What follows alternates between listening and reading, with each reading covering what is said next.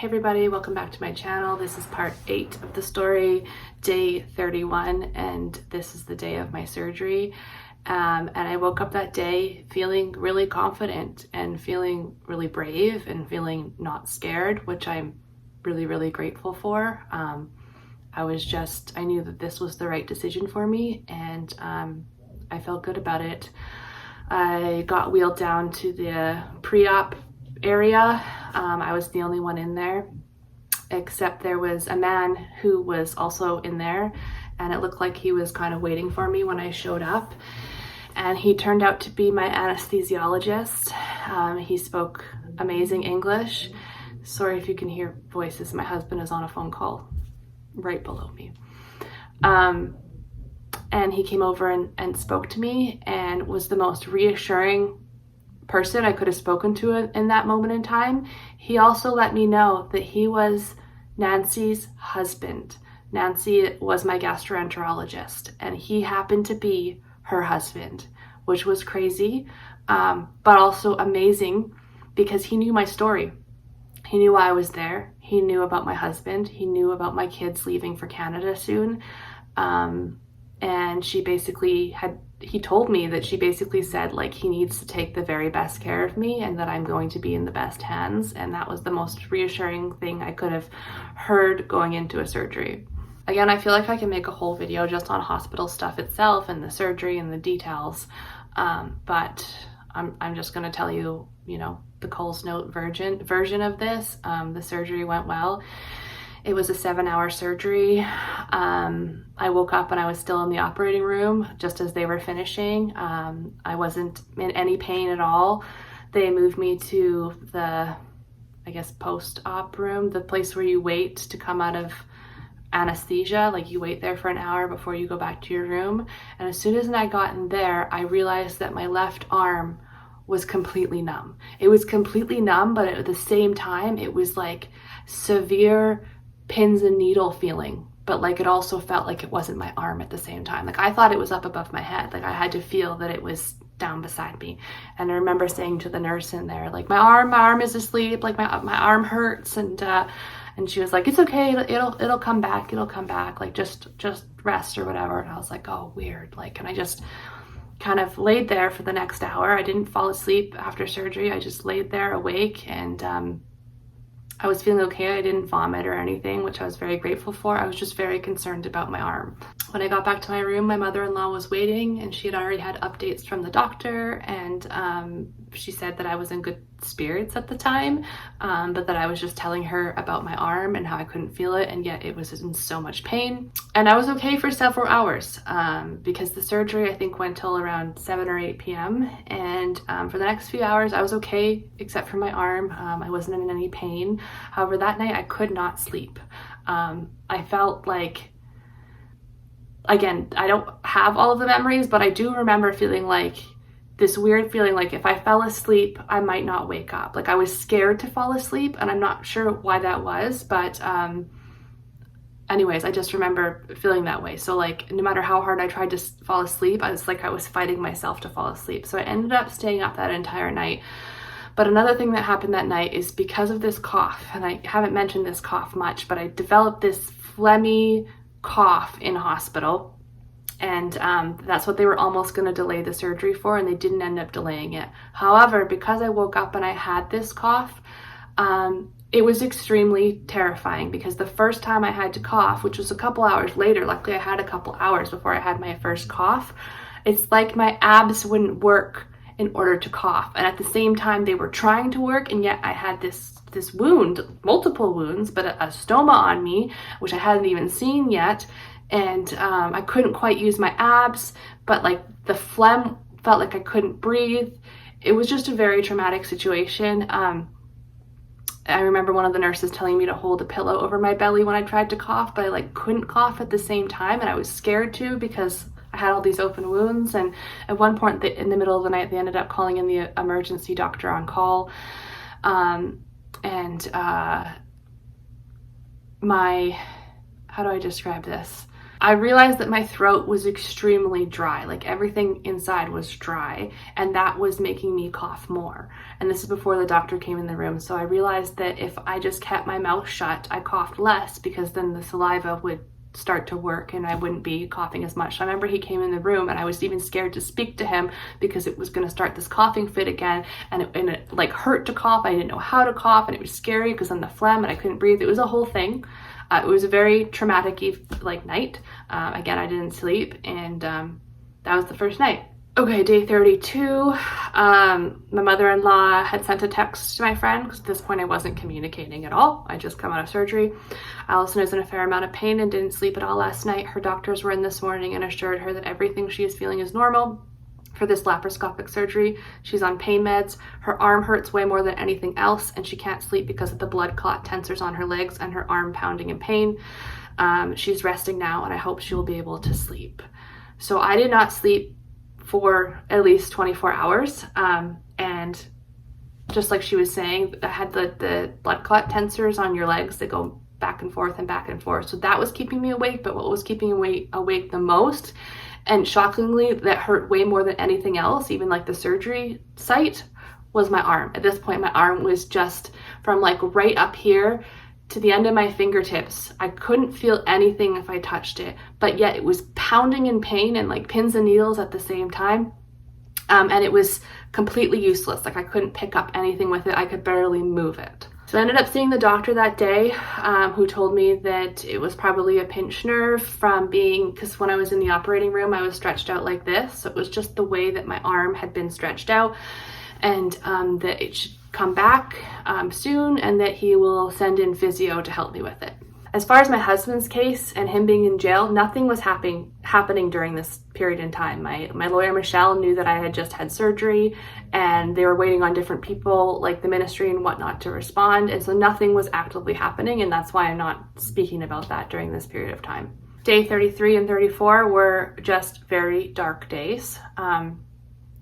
One thing I had not prepared myself for and was not ready for was how big of a recovery this surgery was going to be. I was not ready. I was not ready. I mean, I am about 3.5 months out of surgery as I'm filming this video, and I am still recovering. Obviously, I'm doing a lot better, but that tells you how big of a recovery this surgery is, and I was not mentally prepared, and it was just a really, really dark time. And again, I could get into details at another time, but it was just an extremely, extremely difficult time. So this is one of the few pictures that I have from the hospital after the surgery, and I wanted to quickly just also talk about my mother-in-law, because she was amazing. She stayed at the hospital with me for 3 weeks and only left during that brief period of time in the beginning, and I owe her everything. I don't know how it would have gone without her there. I don't know if I could have done it without the support.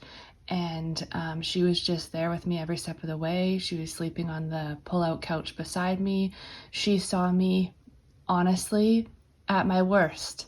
And I'm just so grateful that she was there. I was still on only liquid diet at this point. I wasn't quite walking yet. I was able to sit up for very short periods of time, and it just took absolutely everything out of me just to sit. Like even just to hold my head up was extremely difficult. I remember having my first bathing experience in a hospital bed. I remember the nurses changing my bag, which freaked me out because I started with a clear bag. So they did have some supplies in the hospital. Like when I was in the hospital, I didn't need supplies, and they sent me with a couple pouches to go home with in the end.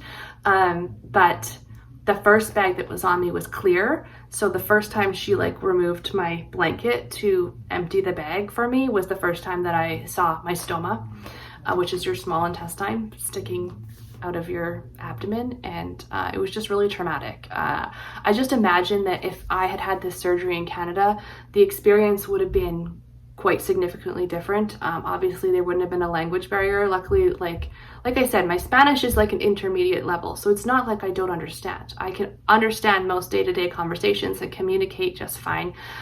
It's just when it comes to technical terms, like when we're in the police station and we're talking about law stuff, or when we're in the hospital and they get into more technical terms, those are just words I don't know in Spanish. So anyways, if I hadn't have had the language barrier and there had been like an ostomy nurse, I imagine the experience would have been drastically different.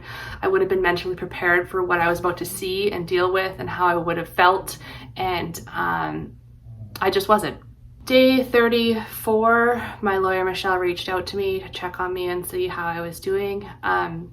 She also recommended that we get people to email the Canadian Embassy to basically put pressure on them to help get this mediation done and have the ministry reply, basically get them to do more. So my mother-in-law and I wrote up like a template basically and sent it to friends and family in Canada, and asked them to use this template and email the Canadian Embassy letting them know about my husband in jail and asking like what is being done about it. Day 35 was a Saturday, and this is the day that my kids were flying back to Canada, and I had asked that my father-in-law stop by with the kids so I could say goodbye to them in person, and also so they could see me after the surgery, because at this point they knew that I had had surgery. And I was extremely nervous because I didn't want them to see me in this state because I was not doing well at all. But I am eternally grateful that I got to see them and got to say goodbye. I wrote to my friend, just said goodbye. I hate that they had to see me like this. The hard just keeps getting harder, but I know I am improving. It just feels like it will never end. I'm maxing out all the strength that I have. Some details I gave my friend at this point is that I was continuing to do physio to try and use my left arm again. It was the worst. Like, it was more pain than anything else I was feeling, and it was all consuming. I was on oxygen and doing breathing exercises for my cough because that was ongoing. I said I'm not in much pain except for like in my stomach, except for when I'm coughing. I was having some issues with the catheter being removed and being able to urinate at that time, and I was just generally very, very weak. I can't think or talk or type without getting winded and need to shut my eyes. So at this point I wasn't able to communicate. Like, I was in a bad spot. I also wrote down the hospital keeps coming in my room and asking for more payment. So I even begged them before I went and had the surgery. I said, listen, I'm gonna have surgery the next day. Can I pay a large lump sum so that you don't have to come in here and bother me right after surgery? And they let me do like one larger sum, but it only covered a day. So they were in the very next day and every day after that fact. And I just remember being really upset about that. Day 36 is when I started refusing pain medication, because at this point I was realizing that the pain meds were contributing to the way that I felt, like my brain fog and just like the heavy feeling and my eyes not wanting to open. So I was refusing pain medication. My gastroenterologist, who's still with me, even though she's not the one who did the surgery, she still checked on me every day. I had her direct WhatsApp. It was amazing, but she still wanted me to see a psychiatrist, so I was continually telling her that I didn't need to see a psychiatrist. I was talking about some of the nurses, which again could be a whole other video. Some were nice, some were awful. This is the day that they started letting me eat again, so I feel like my energy started to turn around at this point because I was getting sustenance. And this is the first day I started getting mucus, and I forgot that this would be part of the story, and I don't know how much TMI is too much TMI, but I feel like we're talking about ulcerative colitis, and this part of the story plays out later on as well. So anyways, if you don't want to hear it, I guess don't listen. But so I have an ostomy bag at this point. That is how I go to the bathroom, out a stoma out into a bag in my stomach. I don't use my rectum at all. However, I went to the bathroom that day and stuff came out, mucus, out of my rectum, and nothing had been coming out of there because I now use a bag on my stomach. And it really freaked me out. I was like, what is this? Because nobody had told me. And so I talked to my doctor that day, and he said it's normal. It's your body produces mucus to go to the bathroom, and so even though you don't have a colon anymore, you still have your rectum and it's still producing that mucus. So that's the first day that started happening, but like I said, that comes up later on. Day 37, I was getting updates from my friend because my kids were back in Canada at this point. And of course, they flew home with nothing but summer clothes. And this was in May in Canada, so it was getting warmer, but it was still quite cool. Like, it wasn't like Nicaragua weather. And anyway, she texted me. I just dropped off an entire wardrobe for my daughter. We got hooked up, so she was just so amazing. She basically reached out and saw it to see if anybody had extra clothes of their kids to donate to my kids at this point, and dropped off a bunch to my youngest daughter, which I said, thank you so much, friend. God, I miss her so much. They might be discharging me today. I said, I'm nervous, but my mental health really needs to get out of here. Again, more to the story that it's not relevant, but it was a hard time. And that is the day that I ended up getting discharged. So I ended up being in the hospital for just about 3 weeks total. I got out of the hospital 1 week after I had surgery. I had the taxi come pick me up, and it was, again, a very, very difficult car ride because I was reclined in the car, but the roads in Nicaragua are very bumpy, so it was very painful. I was still really out of it, not feeling well, but ended up making it back home that day. I feel like I shouldn't have filmed these 2 videos back to back because it's just so much for my brain, and like, I want to keep going, but I'm getting through the days faster, and it's just a lot. So we're on day 38 now. By the time I got home, I was completely exhausted, and I was laying in bed, and I was reaching out to people in the community to see if there were any nurses that lived in our community, because I was sent home. It was a laparoscopic surgery, but I had stitches in, and so I knew I would need stitches out in a couple days. And I was also sent home with a medication, like a needle or a shot for blood clots, and so I needed somebody to help me administer that as well. So I got a hold of somebody who actually came over that day to see me and to help me, and I met that person that day. I knew the next day was family visitation at the jail, so I was very excited to see my husband, and I'm just reading ahead to the next day, day 39, and I sent a voice memo to my friend that has to do with the day before. So I said, this is just part of the voice memo, but basically the embassy has been writing the government to respond on the case. They haven't been responding, but yesterday the government finally responded that yes, we can go ahead and mediate. And that was obviously very exciting news. So they booked us to be at the police station at 11 a.m. this morning with the family of the deceased, my lawyer, the embassy guy, so Nathan, and us. I wish I had better memories from this point in time because it was a really long voice memo and I'm trying to remember exactly what happened. But like I said, I was still really, really ill and weak, and my brain was not functioning that well. But I remember being very excited that morning because Nathan was coming from the embassy and the family was coming, and they were making it sound like mediation was going to happen that day. And I knew that if mediation happened, then my husband would get out. I remember showing up at the police station because the family visitation, so they wanted us there at 11, but family visitation was at 10. So I was there at 10. I could barely get in the car, let alone get out of the car. It was the slowest, most painful walk of my life, just from the car to the police station. This is when I started bringing a pillow with me into the police station because it was just very difficult to sit upright. I needed to be laying down as much as possible, and I knew that the police station, they always made us wait. And luckily that day they didn't make us wait. So normally the family visitation was kind of in that open courtyard, but that day, for whatever reason, they let us go in one of the interior rooms, and it had AC, which, keep in mind, at this time in Nicaragua, it was the hottest point of the year. So I was just really grateful to be in a room with AC, and they brought me in, and Greg's family was going in as well, because again, it's anybody who's in the jail. And so Hannah was there as well. And I remember walking into that room and putting the pillow on the floor and laying down on the floor. And then my husband coming in, and it was just the most emotional reunion because I hadn't seen him in 3 weeks. I just went through a major surgery on my own. Our kids had left the country. So much had happened. And I just cried a lot and was really grateful to be with him. He ended up sitting on the floor as well. Like, everybody else was in chairs, but I couldn't be in a chair. And I put the pillow behind me and just like reclined back on him.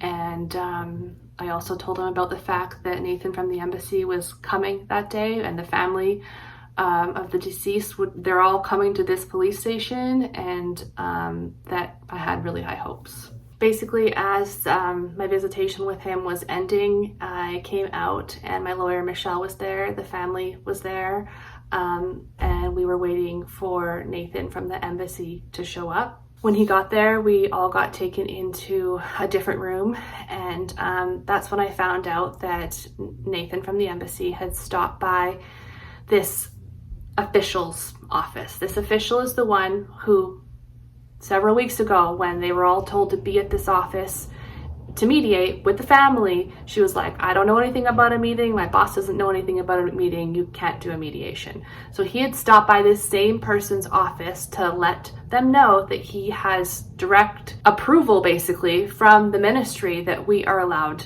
to mediate. So he was going there because I guess she has to be involved for this to go through. And he went there with the documentation. And in the end, the same lady basically said, it's not good enough. It wasn't enough info. It wasn't up to her standards.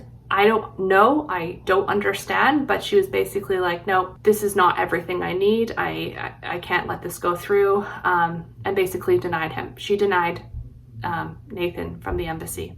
And so by the time he got there and we were all there ready to mediate, once again, he had to let us know that because she roadblocked us, once again, we were not allowed to mediate. At this point, I was distraught. The family was super upset. The lawyer was upset. My husband was in the room as well, just shocked. Nathan was like, I don't understand what kind of higher authority she needs. This comes directly from the ministry. He basically said that he was going to be putting in a complaint that we followed their processes and they were still roadblocking us and not letting us mediate without a judge. And it was just the most disappointing day because everybody was there. Everybody wanted to mediate. We wanted to mediate. The family wanted to mediate. Everybody wanted to move on from this. But because she roadblocked it, we could not. Part of my voice memo to my friend said, so at this point, Nathan is going to write the government again a formal complaint saying that we followed their protocol and they still denied us. And then we just have to wait to hear. That's the problem. 6 weeks now we've been waiting to hear. So who knows how long it will take them to reply. He's also going to ask about house arrest, if they can let Harrison out on house arrest. So that was another thing that was on the table for a period of time, was whether or not they could let him out on house arrest so at least he could be out and get back to work while we were waiting on a judge to actually complete this mediation. So that was on the table for a period of time. So anyways, I ended up saying goodbye to my husband and everybody that was there. I went back home, and the nurse guy that I had hired came back over again and ended up taking my stitches out. And that's pretty much what happened that day. Okay, we're now on to day 40, and I think this is the last day I'm going to do for today because I've been sitting here filming for what feels like forever. Okay, so we're going to start with my health. So basically, I left the hospital with a new bag. They had changed my bag from the clear one to the non-clear one when I was in the hospital. And he told me at what day I could change it. I can't remember what he said, 5 or 6 days at this point until I need to change my bag again. He had sent me with a few bags, I think maybe 3 or 4 bags. And I was still waiting on my order from Amazon to arrive with like the rest of my supplies. So this wasn't a day I was supposed to change my bag. And just keep in mind that I was never trained on how to do any of this. Like literally, I didn't even know how to empty my bag when I left because the nurses had been emptying it. I feel like I need to explain more about empty versus change. So like the bag, you empty it multiple times a day as it fills up, just through the bottom of the bag. And then changing it is where you take the whole device off and put a whole new one on. And you do that it depends for different people, but he said 5 to 6 days. So when I got out of the hospital, it was the first time I even emptied my bag for the first time. I had never even changed my bag or even gotten a close-up view of what my stoma looked like.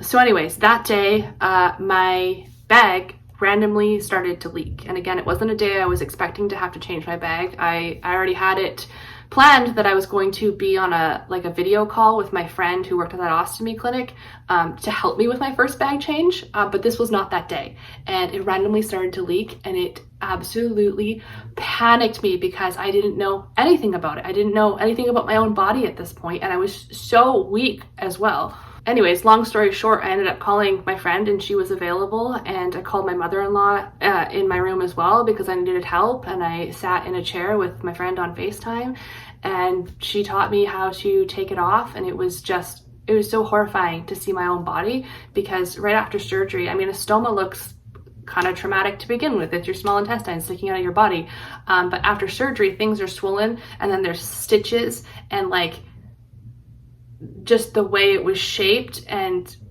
it was bad. It was bad, and I didn't know what I was doing, and everything was taking so much longer because it was my first time. I think in total we were on the phone for 2 hours because just trying to clean up the area before I could put on a new bag, it was like all in between the stitches, and I had to keep going to lay down because I couldn't sit in the chair long enough because I was too weak. It was just, anyways, and I could get into a lot more details, but I had to do my first bag change on the fly like that, not knowing what I was doing. But thank goodness I had my friend, or I don't even know what I would have done. I literally don't know what I would have done because there's so many steps involved, and I had never done it. So that was my health. That morning, the plan for the next day had been that I was going to go for blood work because I had a follow-up appointment the next week back at the hospital, and I needed to get blood work that day in order for it to be ready in time. So I was going to do that in the morning, and then I was going to go to the jail, even though it wasn't a visitation day, and ask to see my husband because it was his birthday. And I knew I had a good chance of being able to see him because it was his birthday, and so yeah, I was just really excited about that, and that's what my Friday was going to look like. Except at 4 o'clock that day, Michelle, the lawyer, called me and told me that Greg, my husband's cellmate, got out of jail. And I had so many mixed emotions in that moment because, of course, I was so happy for him that, you know, he got out and that Hannah had her husband back, and that he was just free. And at the same time, I was devastated for my husband because I knew that this guy was the guy keeping his spirits up, and this is the guy that he was speaking to every day, and you know, like I just felt awful for him, and it was the day before his birthday, and anyways, I just have to be honest that I had really mixed emotions about that. Again, I'm not going to get into too many details about how he got out, but Michelle, the lawyer, wanted, because again, we shared the same lawyer, wanted us to try exactly the same thing. And that required going to the police station in the next town over to speak to somebody in particular there. And I was, again, so unwell at this time. Like the thought of even being in a car for half an hour, I didn't think that I could physically do it. But I was like on adrenaline. I wanted to do anything if I could get my husband out as well. And she was making it sound so promising. And Brian, my neighbor, came with me, and we went there, and unfortunately the person that they were speaking to, that we needed to speak to, had left for the day. However, the other person that was there ended up listening to my lawyer and basically said that she would fill him in the next day, that we would be there first thing in the morning, and we went home. A little side note, but we actually passed Greg when we were driving out to the police station in the next town over, and my father-in-law, he was in the car too. He was honking like super loud because Greg was outside of the police station. Like he had literally just been released. So we got to see that as we drove past. So when I got home, I ended up switching my blood work to the next day, the Saturday, because I knew I'd be at this police station the next day. And then Greg himself called me, and that's written down with exclamation marks. So his cellmate, Greg, ended up calling me himself, and this is the first time that we really had any sort of conversation, and wrote down, he called from Hannah's phone, and I was saying congratulations, and he said, I need to get my friend out. Both Hannah and I will come to help, and we'll pick up Brian, and we will all go to the next town over. And it was just the most I don't know how to describe it. I mean, like I said, we didn't know Greg and Hannah before this situation, and obviously my husband knew him really well at this point, but I didn't. And one of the first things he was saying is how, you know, he's happy to be out, but he wants to get my husband out too, and they want to be involved and they want to help, and they knew that we were going back to the police station the next day to try and talk to this person, and they wanted to be there with us, and so they said they were coming. So I think that's where I'll end it for this video, and I'll be back to tell you about what went down at the police station in the next video. Thanks for watching.